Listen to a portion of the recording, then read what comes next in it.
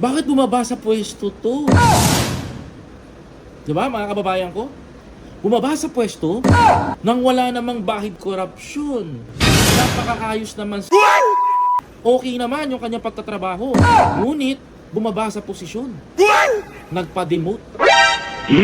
At nananatiling floating status ang pagiging chairman ng Naku. Mga kababayan, mga kapatid, diba? Ngayon mga kababayan, ang nangyari ganito. Napansin ninyo na tila ba walang pumalit at humaligi kaagad-agad?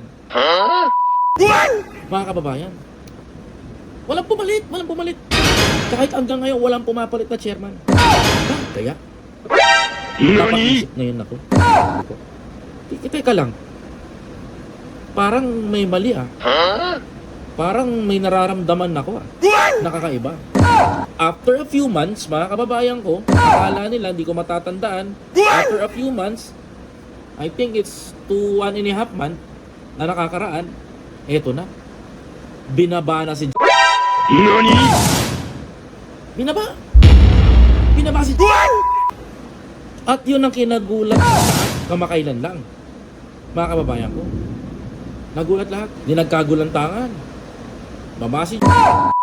Napakaingay ng pangalan niya and very smooth. Putok na putok. Kahit saan ka mapunta, rinig na rinig ang pangalan ni and the sympathy of the Filipino ay nakay Tama, mga kababayan ko?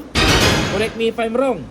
Tapos, mga kababayan ko, yung pumalit sa kanya, mga kababayan ko, na si Ting, PNP Chief General